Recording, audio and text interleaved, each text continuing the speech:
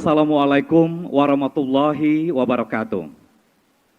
Ya, sebuah rangkaian acara istimewa sedang digelar di tahun ini, di tahun 2023 melalui pemerintah Provinsi Kalimantan Timur, yaitu dalam hal ini adalah Dinas PUPR untuk penyelenggaraan sebuah momen istimewa Hari Tata Ruang tahun 2023. Boleh minta tepuk tangan yang meriah untuk kita semua pada hari ini, sebuah kegiatan yang dilaksanakan live juga bersama kita di sini di kantor Dinas PUPR. Dan memang untuk Hari Tata Ruang tahun 2023 ini adalah menjadi sebuah trigger atau pemicu bagi kita semua untuk melihat sebenarnya sejauh mana penyelenggaraan tata ruang ini memberikan manfaat dan juga terintegrasi dengan sektor dan juga wilayah yang sudah ada di Provinsi Kalimantan Timur.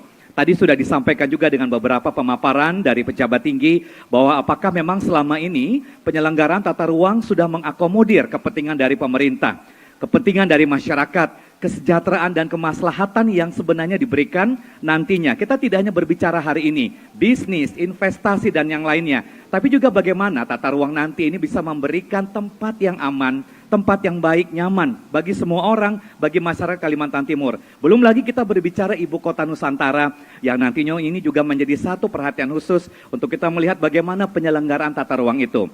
Dan pada momen publika hari ini, dalam rangka memperingati Hari Tata Ruang 2023, kita akan menghadirkan perbincangan bersama narasumber. Untuk itu yang pertama, saya akan mengundang untuk hadir bersama kita.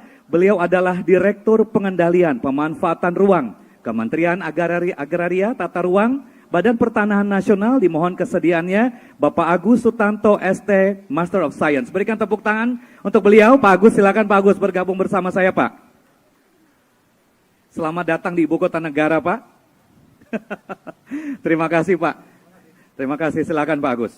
Kemudian tentu saja hari ini kita juga ingin melihat perspektif dari Kalimantan Timur. Untuk itu kita akan hadirkan Ketua Ikatan Ahli Perencanaan IAP Provinsi Kalimantan Timur. Mohon bergabung bersama saya di panggung Ibu Karmarijati STMSI atau Ibu Nona. Silakan Bu Nona. Tadi disampaikan oleh Pak Kadis, Bu Nona, Nona selamanya begitu ya, Pak Nanda ya.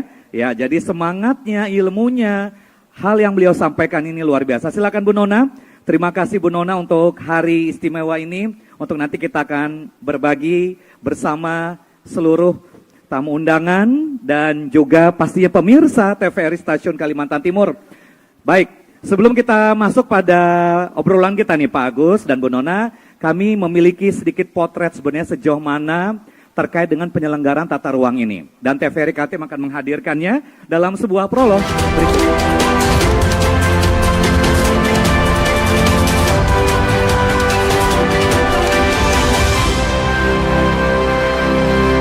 Melalui keputusan Presiden nomor 28 tahun 2013 menjelaskan penyelenggaraan penataan ruang ditujukan untuk mewujudkan ruang Nusantara yang aman, nyaman, produktif, dan berkelanjutan.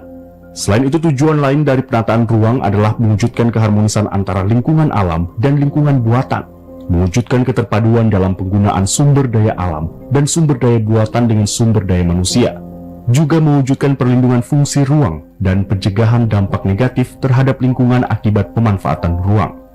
Penyelenggaraan tata ruang dalam Peraturan Pemerintah Nomor 21 Tahun 2021, yakni mengintegrasikan berbagai kepentingan lintas sektor, lintas wilayah, dan lintas pemangku kepentingan yang termanifestasi dalam penyusunan rencana tata ruang, pemaduselasian antara struktur ruang dan pola ruang, penyelarasan antara kehidupan manusia dengan lingkungan, perwujudan keseimbangan pertumbuhan dan perkembangan antar daerah, serta penciptaan kondisi peraturan perundang-undangan bidang penataan ruang yang mendukung iklim investasi dan kemudahan berusaha. Terdapat berbagai terobosan kebijakan penataan ruang yang ditargetkan untuk mendorong kemudahan berinvestasi dan pemanfaatan ruang yang berkelanjutan. Harapannya konsepsi penataan ruang dapat terwujud, yaitu terpenuhinya kebutuhan pembangunan berwawasan lingkungan serta efisien dalam pola alokasi investasi sehingga mendukung penyusunan program pembangunan untuk mencapai kesejahteraan masyarakat. Namun, dalam praktiknya hal ini tidak mudah dilakukan karena masih terdapat berbagai permasalahan penyelenggaraan tata ruang baik secara internal dan eksternal. Untuk itu, konsepsi penataan ruang adalah mewujudkan ruang wilayah yang memenuhi kebutuhan pembangunan berwawasan lingkungan, serta efisien dalam pola alokasi investasi sehingga mendukung penyusunan program pembangunan untuk mencapai kesejahteraan masyarakat.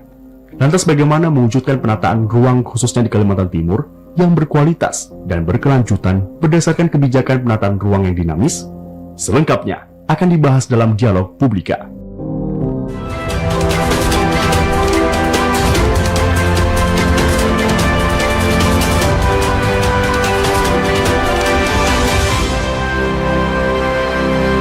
Ya, itulah tadi prolog yang kita saksikan bersama, sejauh mana sebenarnya penyelenggaraan tata ruang ini adalah salah satu upaya untuk mengharmoniskan kepentingan dari seluruh sektor dan juga mengakomodir apa yang sebenarnya akan diterapkan pada konsep penyelenggaraan tata ruang. Dan tema yang dibahas pada Publika hari ini, spesial peringatan Hari Tata Ruang 2023, adalah mewujudkan penataan ruang Kalimantan Timur yang berkualitas dan berkelanjutan. Saya ingin ke Pak Agus ini saya boleh bantu dengan mikrofon Pak Agus. Jadi dari Kementerian Agraria Tata Ruang, Badan Pertanahan Nasional, sebenarnya ini yang menjadi leading sektor atas apa yang sebenarnya kita inginkan ketika kita berbicara masalah penataan ruang. Nah, idealnya sebenarnya seperti apa yang sudah digariskan, sudah diturunkan melalui peraturan presiden, kemudian akhirnya peraturan pemerintah daerah, dan itu menjadi sebuah aturan baku bagi penyelenggaraan pembangunan termasuk penyelenggaraan tata ruang. Silakan Pak Agus. Ya, jadi kita mulai dulu dari pengertian penataan ruang yang berkualitas dulu. Yang berkualitas di sini artinya dia efisien, kemudian bisa mengoptimalkan segala sumber daya yang dimiliki dan disesuaikan dengan kondisi sumber daya manusianya. Dan itu dioptimalkan sehingga bisa memberikan manfaat yang optimal bagi kesejahteraan masyarakat serta mampu menjaga keberlangsungan lingkungan hidupnya. Nah, itu yang dimaksud dengan berkualitas dan berkelanjutan. Dan ini sudah diatur di dalam Undang-Undang Nomor 26 Tahun 2007 tentang penataan ruang yang kemudian diturunkan dengan PP Nomor 21 Tahun 2021 sampai dengan ke peraturan-peraturan menterinya. Di mana dengan aturan yang ada ini kita semua memiliki kewajiban. Pemerintah pusat memiliki kewajiban untuk merencanakan ruang wilayah nasional. Pemerintah provinsi punya kewajiban juga untuk merencanakan dan melaksanakan penataan ruang di wilayah provinsinya, serta demikian juga di wilayah kabupaten kota. Dan ketiga level pemerintahan ini harus saling selaras, saling sinergi untuk mencapai tujuan bersama. Karena tujuan penataan ruang secara nasional pada dasarnya adalah akumulasi dari pencapaian tujuan penataan ruang di kabupaten kota, di provinsi sampai akhirnya menjadi penataan ruang wilayah nasional. Tidak bisa dilepaskan satu sama lain, semua harus saling bersinergi dalam kerangka aturan tadi. Oke, tadi Pak Agus mengatakan ini adalah kewajiban bagi seluruh pemangku kepentingan terkait dengan penataan ruang. Tapi kewajiban ini juga harus melihat bagaimana kondisi di lapangan begitu. Nah, apa yang Pak Agus bisa sampaikan ketika ternyata masing-masing daerah itu mereka punya daerah untuk investasi pertambangan. Misalnya kalau di kita beberapa daerah, kita punya daerah yang sangat kaya dengan sumber daya alam. Kemudian juga ada daerah hutan, daerah konservasi dan yang lainnya. Ini bagaimana jangan sampai kewajiban nanti malah mengorbankan yang seharusnya tadi kita ingin sampaikan tadi berkualitas dan berkelanjutan. Bagaimana ini Pak Agus? Ya, jadi kalau kita bicara tujuan dari penataan ruang itu sebenarnya sama dengan tujuan dari pembangunan, yaitu untuk kesejahteraan. Kesejahteraan ini kan ukurannya bukan hanya nominal, bukan hanya berapa rupiah yang bisa dihasilkan oleh sebuah daerah, tetapi juga bagaimana masyarakat bisa merasa nyaman dengan kondisi wilayahnya. Kalau seluruh wilayah ini kemudian ditambang semua, saya yakin masyarakat juga tidak nyaman. Bagaimanapun juga masyarakat membutuhkan hutan, masyarakat membutuhkan air yang berkualitas, masyarakat membutuhkan lingkungan yang nyaman. Dan ini semua harus kita sinergikan, harus kita optimalkan dalam satu ruang yang sama. Ruang yang sama punya banyak kepentingan, tetapi bukan berarti kita bisa memenangkan hanya salah satu, tetapi bagaimana mengkombinasikan sehingga kesejahteraan dalam pengertian yang luas itu tadi bisa tercapai. Oke, baik. Sekarang ke Bu Nona. Bu Nona, Ikatan Ahli Perencanaan, ya, sudah disampaikan tadi di awal bahwa kalau memang penataan ruang itu memang ada rencana, ada implementasi, ada pelaksanaannya. Nah, dari Ikatan Ahli Perencanaan ini sendiri apa yang sejauh ini menjadi fokus dan konsentrasi terkait dengan pembangunan dan juga penyelenggaraan tata ruang yang ada di Provinsi Kalimantan Timur, Bu Nona? Baik, terima kasih Pak Said, Pak Agus Tanto nih teman kami. Oke, baik. Sudah sangat Sahabat sohib kami. banget ya, Ya, Bu sohib Nona. kami. Oke, baik, silakan Bu Baik, Nona. terima kasih kami asosiasi para planners ya, kami menghimpun para tenaga ahli dari perencanaan wilayah dan kota ya yang berbasis pada perencanaan wilayah dan kota. Dan kami punya komitmen kuat untuk membantu terutama yang IAP Kaltim, karena IAP kan ada IAP pengurus nasional, ada IAP daerah, provinsi, dan kami punya komitmen yang kuat untuk pertama terkait dengan peningkatan kompetensi para planners, karena kompetensi sangat penting sekali, terutama kami dari beberapa tahun sebelumnya sudah mempersiapkan planners-planners yang bersertifikat, yang berlisensi untuk mendukung kegiatan penyelenggaraan penataan ruang di daerah. Jadi itu komitmen kami. Kemudian kami juga asosiasi, sebenarnya kami ini bergeraknya Pak Said di bidang penataan ruang wilayah dan kota ini hanya basisnya kepada science base. Ya, kalau Pak Agus kan dari sisi politik dan administrasi pemerintahan, kalau kami bergeraknya di teknokratik, di science base. Jadi justifikasi teknis yang kami berikan kepada pemerintah. Ini yang membutuhkan kompetensi planners yang lebih handal supaya penyelenggaraan penataan ruang di daerah ini tidak menimbulkan persoalan konflik maupun pembuatan desain ruang itu juga tidak menimbulkan konflik yang lebih besar.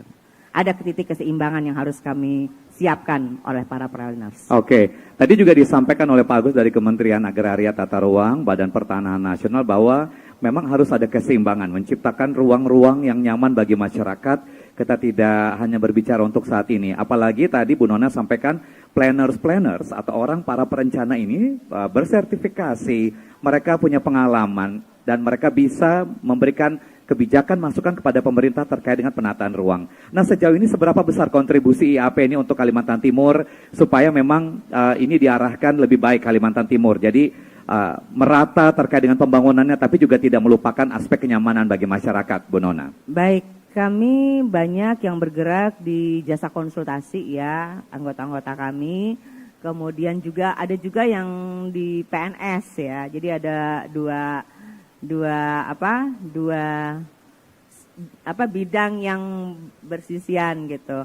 Tetapi kegiatan yang sering kita bantu gitu ya di pemerintahan itu terkait dengan perencanaan pembangunan daerah, kemudian evaluasi pembangunan daerah, dan sekarang dengan Permen ATR ya Pak Agus, itu kita masuk di dalam forum penataan ruang. Jadi kita masuk di dalam forum penataan ruang itu memberikan justifikasi advis teknis bagi kegiatan-kegiatan pemanfaatan ruang, terutama di dalam pengembangan investasi. Itu sumbangsih dari IAP Kaltim.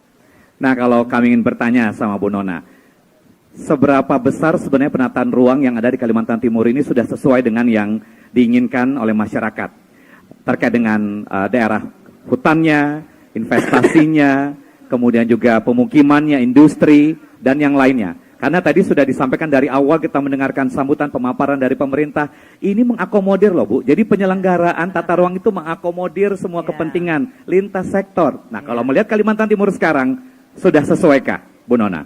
Belum sesuai sepenuhnya. Belum sesuai sepenuhnya. Singkat ya, Singkat, belum sesuai sepenuhnya. Karena ada proses yang panjang, proses ya Pak Agus ya, proses yang panjang di dalam membangun konsensus di penataan ruang dan menemukan titik keseimbangan antara kebutuhan publik dengan kepentingan stakeholders, pemangku kepentingan itu bukan sesuatu yang mudah. Jadi yang sudah kita perdakan di rencana tata ruang wilayah provinsi, itulah sudah konsensus maksimal yang sudah kita sepakati bersama. Jadi itu yang, karena kalau menunggu sepakat-sepakatnya sampai kapanpun sepertinya antar konflik kepentingan itu terlalu panjang. Kita jadi lihat bukti. Tapi pernah tidak Bu Nona menemukan di lapangan terjadi ada gesekan kepentingan-kepentingan yang sebenarnya banyak, ada Bu Nona? Banyak, ada beberapa, terutama terkait dengan lahan-lahan masyarakat yang berada di dalam areal konsensus. Oke. Ya, baik itu di perkebunan, pertambangan. Dan itu berakhir dengan jalan yang sebenarnya dimusyawarahkan, ataukah masih dalam kasus yang dipending, atau sebenarnya sejauh ini bagaimana Bu Nona? Ada kasus yang dipending, ada yang berhasil dimusyawarahkan. Oke. Iya, ada beberapa itu. Baik.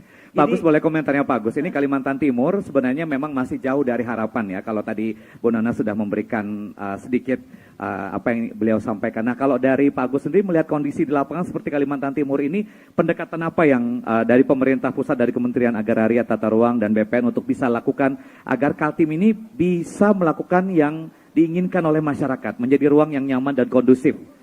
Ya, kondisi seperti yang disampaikan Ibu Nona tadi bukan hanya terjadi di Kalimantan Timur, tapi itu adalah hal yang sangat umum di daerah yang lain. Jadi salah satu kelemahan dari kita itu adalah dalam menerapkan prinsip dalam perencanaan tata ruang. Sebenarnya the real planner atau perencana tata ruang yang sebenarnya adalah para pemangku kepentingan itu. Sementara yang kita sebut sebagai planners yang tergabung di IAP ini sebenarnya adalah yang mengumpulkan, menganalisis dan memberikan advice. Sebaiknya begini, sebaiknya begini. Tetapi setelah mendengarkan aspirasi dari seluruh pemangku kepentingan. Nah, ini akan membutuhkan waktu yang sangat lama. Sementara kita setiap saat dikejar waktu. Rencana tata ruang harus diselesaikan dalam 1 tahun anggaran. Mungkin ada sedikit perpanjangan. Tetapi tidak mungkin kita merencanakan tata ruang itu dalam waktu bertahun-tahun. Karena itu nanti juga akan menjadi pertanyaan dari auditor begitu ya. Nah, yang bisa dilakukan, kita harus melakukan perencanaan itu bukan sebagai one year project, tetapi sebagai multi-year project, di mana kita melakukan kajian-kajian secara terpisah. Itulah kenapa Litbang menjadi sangat penting. Kita bisa melakukan penelitian terkait dengan potensi dan aspirasi masyarakat di satu tempat. Kita lakukan lagi kajian yang sama di tempat yang lain. Kita bisa melakukan kajian optimasi ekonomi. Nah, ketika waktunya kita menyusun rencana tata ruang, itu semua dikumpulkan. Kemudian dikonfirmasi kepada masyarakat sekali lagi, maka itu kita bisa menghasilkan rencana tata ruang yang lebih berkualitas, yang lebih mengcapture atau menangkap aspirasi dari masyarakat. Jadi upaya menangkap aspirasi dari masyarakatnya ini jangan hanya kita lakukan pada saat kita menyusun rencana tata ruang, tetapi kita lakukan pada periode sebelumnya melalui penelitian dan pengembangan yang memang itu juga sudah diatur di dalam Undang-Undang 26 2027. Termasuk juga ini kepala daerah masing-masing di wilayah ini juga mau tidak mau harus bisa mendengarkan apa yang disampaikan oleh planner, mengakomodir apa yang disampaikan oleh para planner. Ini sebagai sebuah konsep atau bagaimana sebenarnya kalau dari ini hanya sebuah wacana saja atau perlu diimplementasi, bagaimana sebenarnya kalau menurut Pak Agus? Ya, kalau masyarakat sebenarnya itu sudah tergabung juga di dalam forum penataan ruang yang tadi disinggung oleh. Oke, multi background sebenarnya iya, Bu Nona ya. Di forum penataan ruang itu ada tokoh masyarakat, ada akademisi, ada profesional, ada unsur pemerintahnya. Ini mereka bergabung di sana. Diharapkan mereka bisa memberikan pandangan-pandangan yang objektif. Ya, termasuk juga aspirasi dari masyarakat disampaikan di situ, sehingga keputusan di dalam implementasi rencana tata ruang itu tidak hanya dari satu sisi pemerintah, tetapi juga sudah mengakomodasi kepentingan semua pihak.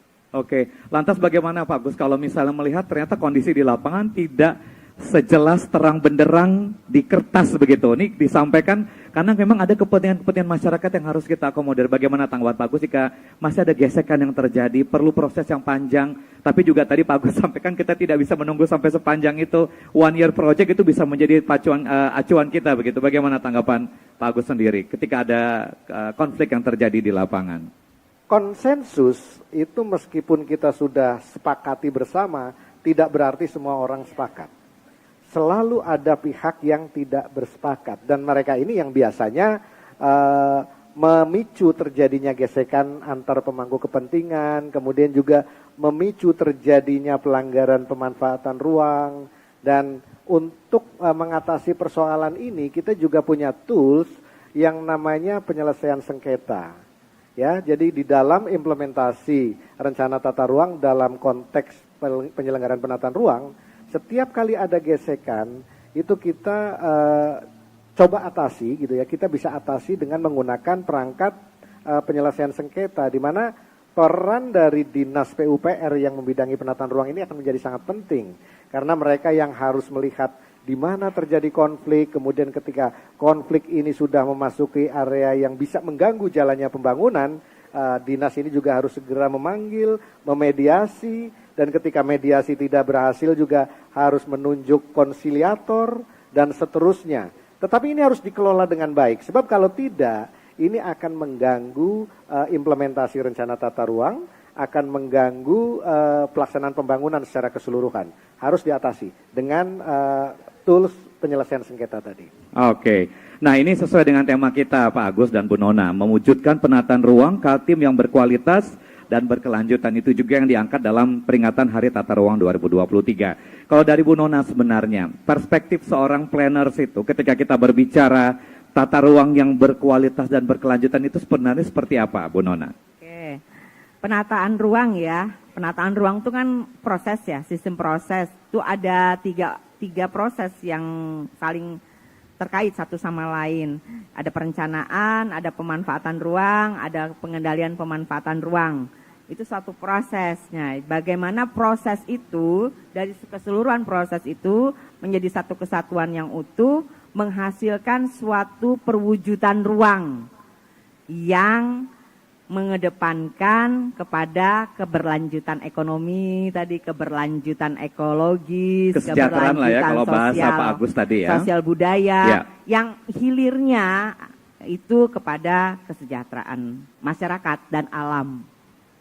Ya, Sebenarnya. kalau kita Itu melihat berkelanjutan. kalau kita melihat kondisi di Kalimantan Timur sendiri, apa yang bisa mensupport untuk bisa menciptakan tata ruang Kaltim yang berkualitas dan berkelanjutan ini, Bu Nona? Apa yang berkontribusi besar sebenarnya? Ya, sebenarnya ada beberapa prinsip dasar yang harus diimplementasikan di dalam penyelenggaraan penataan ruang di daerah maupun di daerah lainnya lah, maupun nasional juga lah. Pertama ini terkait dengan basis ecoregionnya yang harus menjadi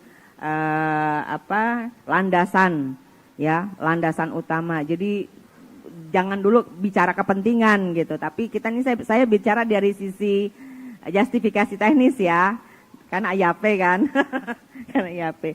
Jadi kemudian yang kedua terkait dengan daya dukung yang harus dipertimbangkan ya, daya dukung lingkungan, carrying capacity, kemudian juga terkait dengan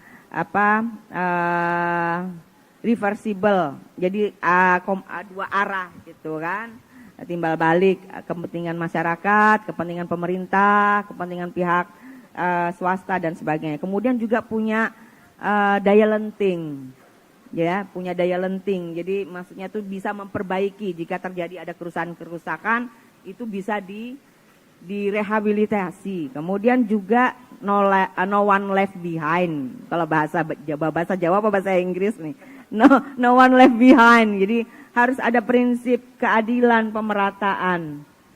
Itu yang memang perlu diterapkan. Prinsip itu yang perlu diterapkan di dalam penyelenggaraan penataan ruang dimanapun, tidak hanya di Kaltim. Nah, kondisinya yang sekarang itu ada yang miss sedikit gitu. Itu yang perlu. Itu sebenarnya kritis itu ya, miss lah itu yang sebenarnya kritis. Itu tantangan besar planners dan para pemangku kebijakan. Baik, nanti kita akan lanjut lagi Bono nanti Pak Agus juga. Dan saudara pemirsa serta tamu undangan yang hadir di sini, kita akan segera hadir kembali sesaat lagi. Untuk itu tetaplah bersama Publika spesial peringatan Hari Tata Ruang tahun 2023.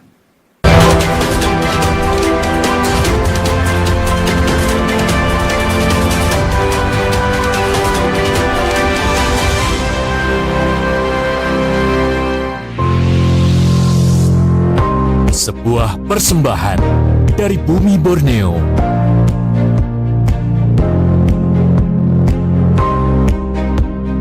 Menampilkan keelokan warisan sejarah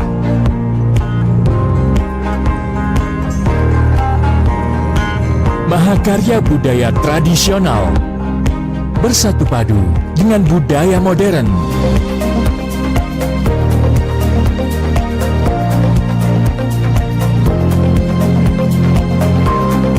Petualangan tak ternilai dalam asrinya hutan tropis Kalimantan.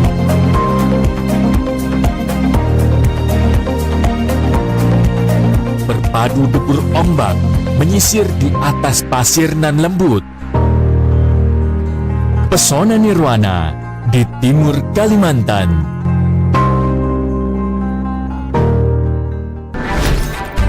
Halo semuanya, aku Modi, maskot TV Digital Indonesia. Aku akan membantu semua orang menuju migrasi TV digital. Di mana? Di siarandigital.id dan call center 159. Ayo semuanya, dukung migrasi TV digital. Bersih gambarnya, jernih suaranya, dan canggih teknologinya.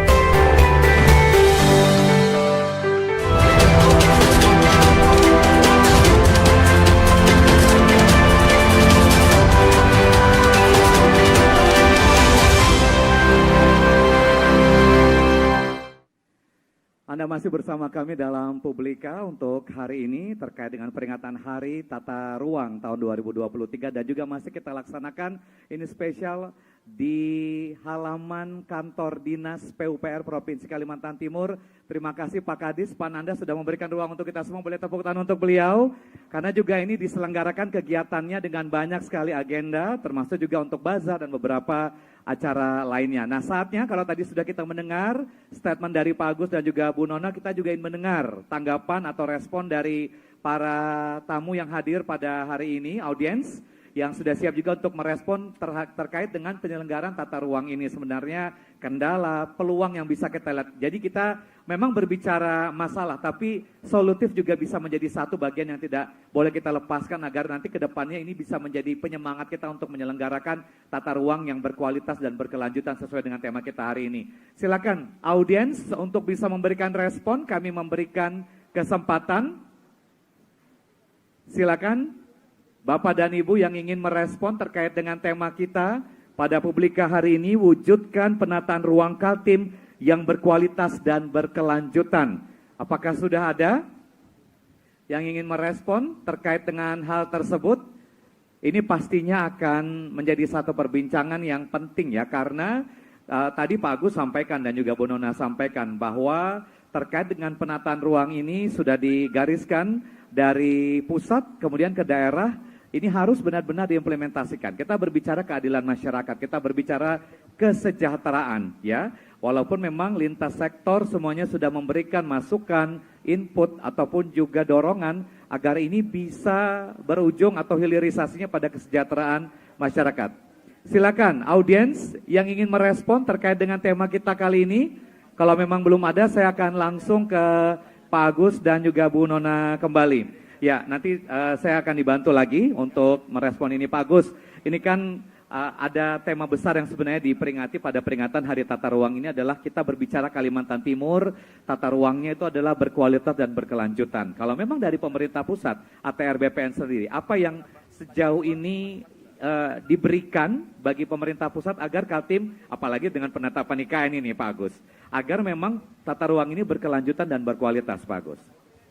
Ya, kami dari pemerintah pusat itu selalu menyediakan ruang untuk memberikan bimbingan teknis, pembinaan kepada pemerintah baik provinsi maupun kabupaten kota, baik di area perencanaan tata ruang, kemudian juga di area pemanfaatan ruang sampai dengan ke pengendalian pemanfaatan ruangnya.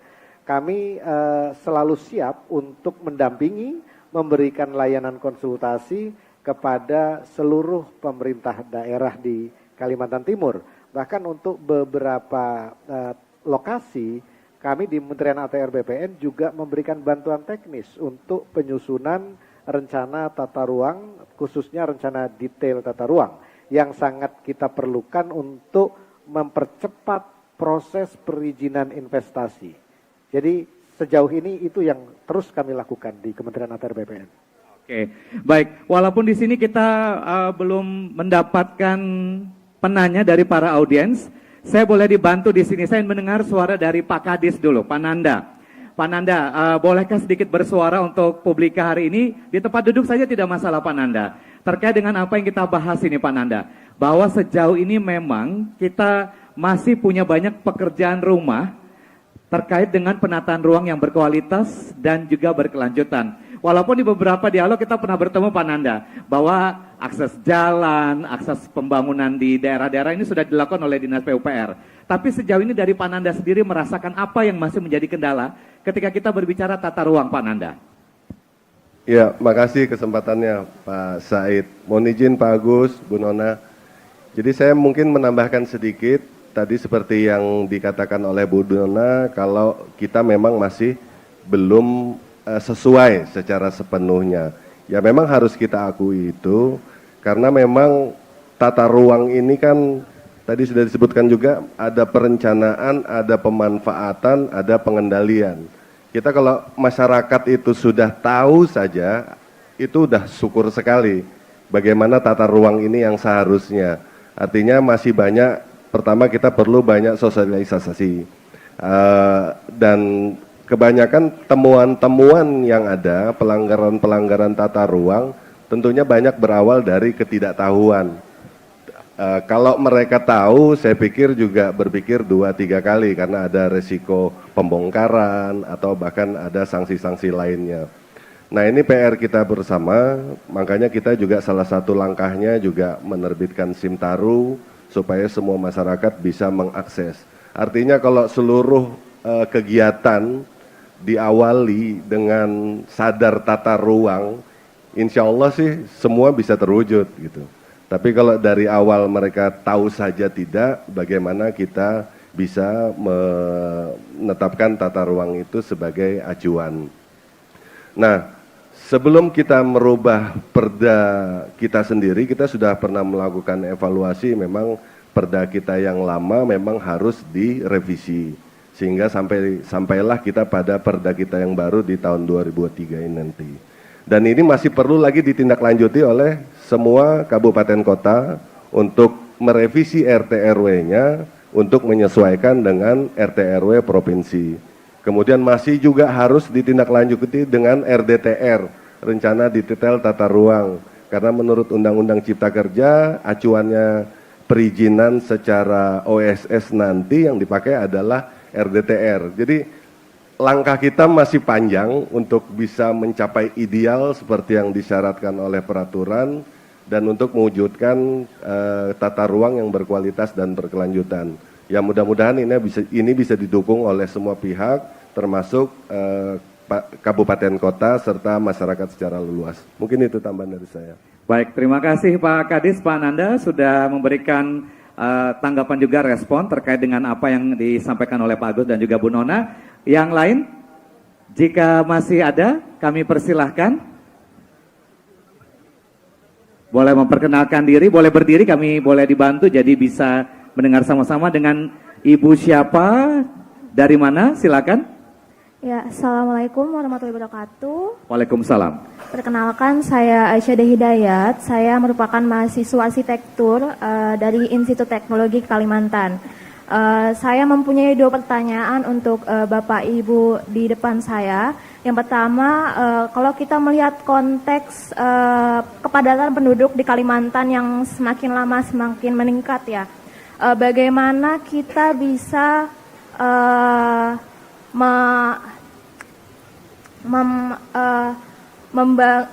membangun Kalimantan Timur yang berkualitas dan berkelanjutan, tapi melihat dari konteks kepadatan penduduk yang membangun kesadaran para penduduk di Kalimantan Timur ini. Bagaimana kita dari kontribusi dari kepadatan penduduk di Kalimantan Timur ini bisa berpengaruh untuk Kalimantan Timur yang berkualitas dan berkelanjutan. Kemudian pertanyaan yang kedua adalah bagaimana dalam proses perencanaan penataan ruang di Kalimantan Timur yang sudah diproses secara pragmatis, lalu ada gesekan kepentingan oleh pemangku yang lain. Bagaimana tantangan itu bisa sejalan dengan proses perencanaan penataan ruang di Kalimantan Timur ini. Mungkin itu saja, terima kasih. Wah, terima kasih ya untuk mahasiswi arsitektur ini memberikan masukannya. Ini ke Bu Nona. Bu Nona, boleh ditanggapi dulu Bu Nona. Jika kita berbicara kepadatan penduduk Bu Nona, tadi disampaikan oleh mahasiswa, ini kan pasti berpengaruh juga dengan konsep tata ruang. Ini bagaimana kalau dari IAP sendiri? Ketika Kalimantan Timur, apalagi sekarang sudah ada ditetapkan jadi ibu kota Nusantara nih Bu Nona, mau tidak mau kita tidak bisa mengelak akan ada perpindahan masyarakat ASN yang ada di sini. Bagaimana Bu Nona tanggapannya? Baik, terima kasih Mbak Aisyah ya. Ini ke anu nih, yang planners potensial, soalnya masuk final untuk lomba desain tata ruang. Oke. Ya. Baik, pertama bonus demografi itu memang memberikan konsekuensi kepada peningkatan kebutuhan publik ya, bonus demografi, sehingga disitulah tuntutan ruangnya. Jadi kebutuhan publik untuk sekolah, untuk air bersih, untuk permukiman dan sebagainya itu semakin meningkat gitu ya. Nah, ruang terbatas tapi kebutuhan meningkat gitu. Ya sama lah di Jawa juga gitu, semua daerah begitu juga. Di mana di situ ada peningkatan bonus demografi, disitulah kapasitas daya dukung dari suatu ruang itu harus dipertahankan. Itu ada namanya teknologi yang harus digunakan. Jadi nggak bisa dipungkiri bahwa dengan kondisi yang demikian teknologi harus dikembangkan. Ya, bagaimana mendesain suatu ruang, apalagi suatu kota gitu ya, bukan hanya wilayah ya, kota ini biasanya yang padat penduduk, kota kecamatan, kota kabupaten, itu semuanya didesain harus dilihatkan kapasitas ruangnya, bahwa dengan daya dukung yang seperti apa ruang itu bisa menampung, apakah dia polanya vertikal dengan bangunan bertingkat tinggi atau bisa dia masih memenuhi secara horizontal gitu. Kemudian dilihat kapasitas-kapasitas yang lainnya dari kondisi fisik wilayahnya. Dan kemudian yang berikutnya, kedua, itu terkait dengan review. Jadi rencana tata ruang. Iya, karena tadi Aisyah ini menyampaikan ini sudah masuk tahap rencana. Iya. Tapi ada lagi masukan-masukan. Iya. Nah, memungkinkan nggak tuh Bu Memungkinkan Nona? karena dia dalam perjalanan rencana implementasi 5 tahun kan itu harus ada evaluasi. Ini pekerjaannya Pak Agus, pengendalian kan. Jadi ada evaluasi dalam 5 tahun itu. Dari hasil evaluasi akan diketahui apakah masih relevan nggak desain ruang ini. Kalau memang desain ruang itu tidak relevan lagi dengan kondisi dinamika perkembangan yang ada, itu diperkenankan dari sisi regulasi untuk dilakukan review dan revisi. Karena tidak ada perencanaan yang sifatnya mutlak. Abadi gitu nggak ada ya? Jadi gitu. Okay. Kita mau misalnya merencanakan misalnya menikah ya sama Pak Said gitu kan. Ternyata kan jodohnya lain ya. Oke. Nah itu bisa jadi tidak abadi sebenarnya konsep tidak itu. Tidak selalu gitu. Kita merencanakan sesuatu yang ideal, ternyata dalam perkembangannya kita tidak mendapatkan sesuatu yang ideal. Itu sesuatu yang wajar, lumrah terjadi dan malah sah-sah saja. Iya, setiap 5 tahun kita harus melakukan evaluasi, review. Baik. Oke, Pak Agus boleh ditanggapi Mbak Aisyah, mahasiswa arsitektur ini, silakan. Ya, seperti yang disampaikan oleh Bu Nona tadi. Jadi ketika masyarakat yang membutuhkan ruang itu semakin bertambah, sementara ruang kita terbatas, maka kuncinya adalah efisiensi ruang itu sendiri. Ibu kota IKN adalah satu contoh. Kita mengembangkan Nusantara itu dalam konsep di mana kita melakukan efisiensi ruang dengan lebih mengedepankan pembangunan vertikal, kemudian lebih mengedepankan angkutan publik, kemudian kita memperbanyak ruang-ruang publik, sehingga ruang yang terbatas tadi memiliki daya tampung yang lebih besar. Kita tahu di ruang IKN misalnya, di Nusantara, itu sumber daya airnya sangat terbatas, karena das di sana itu kecil-kecil. Itu bisa kita atasi dengan teknologi seperti yang disampaikan oleh Bu Nona tadi. Kita bangun ada 7 dam di sana. Ada 7 bendungan, kita bangun embung. Sedapat mungkin air yang turun dari hujan itu tidak terbuang begitu saja ke laut. Tetapi kita tahan selama mungkin. Ini juga upaya untuk meningkatkan daya dukung lingkungannya. Nah, jadi ketika masyarakatnya bertambah, efisiensi ruang, efisiensi sumber daya itu yang harus kita kedepankan. Dan ini harus mewarnai konsep perencanaan tata ruang kita. Bagaimana Samarinda, bagaimana Balikpapan untuk mengadopsi prinsip-prinsip itu di dalam perencanaan tata ruangnya di tengah bertambahnya penduduk yang sangat cepat. Seperti itu. Ya, ini tadi juga menarik sebenarnya Pak Agus, Bu Nona, tadi seperti yang disampaikan oleh Pak Kadis, sebenarnya ada yang namanya konsep sadar tata ruang, ya, bahwa selama ini barangkali sadar tata ruang itu dari pihak pemangku kepentingan, mereka yang ingin sekali mengkonsep daerah-daerah tertentu seperti ini, tapi nyatanya pas di lapangan, kesadaran tata ruang itu tidak bisa dikonsumsi dengan baik, ataupun juga tidak mudah bagi masyarakat untuk bisa mendapatkan hal itu. Nah, Bu Nona, kalau dari IAP sendiri, bagaimana caranya agar masyarakat secara luas ini bisa memiliki yang namanya sadar terhadap tata ruang? Apakah memang sejauh ini terlalu teknis yang disampaikan oleh pihak pemangku kepentingan? Terlalu terlalu berbelit-belit misalnya proyek yang diberikan, sebenarnya bagaimana dari IAP sendiri agar konsep yang diinginkan oleh pihak pemangku kepentingan ini segaris atau linear dengan apa yang diinginkan oleh masyarakat? Bagaimana Bu Nona? Baik, kami di IAP sebenarnya sudah beberapa kali membantu masyarakat yang ada konflik. Kami buka coaching klinik namanya di sekretariat. Tapi itu ya case by case ya. Sosialisasi berarti juga sudah Bu Nona? Kami sering melakukan IAP Talk namanya, ya. Tapi itu dari forum dengan mahasiswa, dengan IMPI, Ikatan Mahasiswa Perencana Indonesia, dengan beberapa kebutuhan dari kabupaten kota yang membutuhkan kami untuk berbicara begitu. Dan kami menggunakan bahasa-bahasa yang simple, bahasa-bahasa yang tidak teknis. Kalau di sini kan sifatnya teknis. Tapi kalau kami bicara, kalau di forum-forum yang seperti itu kami menggunakan bahasa yang non teknis. Tetapi itu tidak menyelesaikan secara keseluruhan. Yang menjadi persoalan persoalan penataan ruang yang mengakibatkan konflik, walaupun kita sudah sosialisasi gitu ya Pak Agus ya dan sebagainya, itu adalah ada beberapa informasi, data dan informasi di penataan ruang itu yang masih oleh pemangku kebijakan itu sifatnya masih tidak boleh dipublikasikan.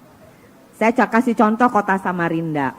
Jadi Kota Samarinda ada masyarakat yang menginginkan informasi terkait dengan pengembangan kawasan industri di Palaran. Minta bantulah dengan IAP waktu itu. Kami komunikasikan dengan Pemkot Samarinda, nih gimana nih masalah peruntukan ruangnya. Ada nih masyarakat yang keberatan ada pengembangan industri apa gitu ya di situ. Nah, itu nggak boleh. Sampai sekarang kami nggak bisa dapat detail plan-nya, rencana detailnya. Masih nggak boleh Bu dipublikasikan. Jadi gimana kami membantu memfasilitasi komunikasi dengan masyarakat ini gitu kan? Jadi itu ada beberapa penyelenggaraan penataan ruang yang memang harus kita ubah Pak Agus. Kalau memang masyarakat perlu tahu tentang itu. Jadi harus dari kita, dari birokrat untuk mengubah mekanisme bagaimana berbicara dengan masyarakat terhadap penataan ruang. Oke. Nah, Pak Agus, sebenarnya ada juga terobosan yang diberikan oleh pemerintah terkait dengan penataan ruang ini ketika kita berbicara iklim investasi, kemajuan berusaha. Nah, yaitu terobosannya adalah kita tetap memperhatikan aspek lingkungan. Jadi jangan kita serta-merta mengedepankan yang namanya investasi, tapi untuk pengendalian lingkungan dan aspek lingkungan ini kita acuhkan begitu saja. Nah, dari pemerintah pusat sendiri, dari Kementerian ATR BPN, Pak Agus, seberapa besar juga sebenarnya keberpihakan untuk pengendalian lingkungan ini diperhatikan juga agar penataan ruang ini juga sesuai dengan yang diinginkan terkait dengan konsep berwawasan lingkungan ini, pembangunan berwawasan lingkungan ini, Pak Agus? Ya, jadi investasi yang didasarkan kepada sebuah izin berusaha itu akan selalu kita evaluasi. Dan ini sudah diamanatkan di dalam PP 21 tahun 2021. Di mana sebuah izin berusaha itu kan pasti punya perizinan dasar yang mendahului. Salah satunya adalah KKPR. Di dalam PP 21 dikatakan bahwa sebuah KKPR itu dapat dibatalkan apabila memenuhi salah satu dari 4 kondisi. Yang pertama adalah dia menimbulkan dampak lingkungan yang signifikan. Dia bisa dibatalkan. Yang kedua adalah apabila dia menimbulkan gangguan keamanan. Yang ketiga adalah apabila dia menimbulkan keresahan sosial. Dan yang keempat, apabila dia mengganggu fungsi objek vital. Apabila sebuah kegiatan investasi ternyata mengakibatkan salah satu dari 4 ini bisa kita batalkan. Nah, ini merupakan bukti keberpihakan kita bahwa meskipun kita memberikan kemudahan investasi, itu tidak berarti kita melupakan ya kesejahteraan sosial masyarakat, keberlanjutan lingkungan, fungsi objek vital itu tetap kita pertahankan. Manakala itu tidak terganggu, manakala 3 hal itu terganggu, ya akan kita cabut perizinannya. Jadi seperti itu. Oke, untuk Kalimantan Timur sendiri apa yang dari Kementerian ATR BPN biasanya berikan support terkait dengan penataan ruang yang ada di Kalimantan Timur ini, melihat saat sekarang menjadi perhatian kita Ibu Kota Nusantara berada di Provinsi Kalimantan Timur. Tentu kan ini ada kita bisa melihat sejauh ini Ibu Kota Nusantara tidak hanya dibangun begitu saja, tapi juga melihat beberapa aspek-aspek yang ada. Bagaimana dari ATR BPN memantau hal ini sendiri, Pak Agus? Iya, dari ATR BPN sebagai bagian dari perencanaan IKN, karena mulai dari penetapan lokasi, ya pemilihan lokasi, itu juga dilakukan oleh Kementerian ATR BPN bersama dengan Bappenas. Itu kami sangat memperhatikan secara detail, terutama aspek lingkungannya. Seperti yang saya katakan tadi, ketika Bappenas memutuskan bahwa ibu kota dipindahkan ke Nusantara, kita sudah memberikan warning bahwa masalah sumber daya air akan menjadi persoalan serius kalau kita tidak mengatasi dengan teknologi. Karena daerah aliran sungai di Penajam Pasir Utara itu kecil-kecil, beda dengan Mahakam yang sedemikian melimpah airnya. Akhirnya di dalam proses desain itu dikembangkanlah ada bendungan dan lain sebagainya. Kemudian kami juga mengingatkan bahwa pembangunan Nusantara tidak boleh meninggalkan masyarakat sekitar. No one left behind, kata Bu Nona tadi. Nah, oleh karena itu di dalam implementasinya sekarang, sektor-sektor kegiatan ekonomi yang diperkirakan akan tumbuh dan dipersiapkan untuk tumbuh di IKN, itu juga sudah mulai memperhatikan atau ketersediaan sumber daya manusia yang ada di sekitar. Bagaimana masyarakat itu dilatih untuk bisa menjadi barista, bagaimana masyarakat itu dilatih untuk bisa bekerja menyiapkan solar cell ya untuk pembangkit listrik tenaga surya, bagaimana mereka dilatih untuk menjahit dan lain sebagainya. Itu semua dilakukan agar pembangunan IKN itu tidak meninggalkan masyarakat di sekitarnya. Karena memang salah satu konsep yang dikembangkan oleh Kementerian ATR BPN bersama Bappenas ketika menyusun rencana tata ruang, desain dari IKN itu adalah sebuah kota yang berkelanjutan dan inklusif, yang menjadi milik dari semuanya, termasuk masyarakat yang ada di sekitarnya. Nah, itu adalah salah satu upaya kami di Kementerian ATR BPN untuk mendorong agar IKN ini bisa berkembang menjadi kota yang inklusif. Oke, apalagi juga sebenarnya untuk IKN ini kan terbuka banyak peluang investasi. Pak Gus sampaikan tadi, jangan sampai investasi ini mengindahkan aspek lingkungan. Nah, kalau dari IAP sendiri Bu, dengan tata ruang yang ada di Kalimantan Timur, berikut dengan penambahan IKN ini bagaimana tanggapan dari para planners dan yang tergabung dalam IAP ini sendiri, Bu Nona? Baik, terima kasih. Tantangan pertamanya bagaimana planners, ini di kami yang sering kami bicarakan, bagaimana planners itu bisa menciptakan kota-kota di sekitar IKN, wilayah hinterland IKN, itu sama bagusnya dengan IKN. Itu, tapi itu tergantung pemerintah daerah setempat ya. Jadi bagaimana kita di planner itu ditantang, bagaimana kita bisa mempersiapkan pengembangan, desain pengembangan suatu wilayah atau kota di sekitar IKN itu sama bagusnya dengan IKN. Itu. Ya. Dan terus bagaimana dengan tantangan yang dihadapi untuk IAP sendiri? Membawa Kalimantan Timur ini sejahtera, karena kalau kita berbicara IKN kan memang sudah ada tupoksi dari mereka yang dari OIKN sendiri. Bagaimana Kalimantan Timur juga ini terpacu untuk bersama-sama dengan konsep yang berkualitas dengan adanya tata ruang ini sendiri. Ya. Kalau dilihat kondisi kesiapan daerah ya, kabupaten kota, terutama ini kan kalau kegiatan IKN kan sudah sering dilakukan di beberapa kota, ya, kota Samarinda, kota Balikpapan. Pengembangan maisnya sudah jalan gitu. Tapi ada implikasi yang lainnya, di mana tingkat kemacetan dua kota ini menjadi lebih tinggi gitu kan. Kemudian kalau yang lainnya, jadi ada multiplier effect, ada yang positif, ada yang negatif.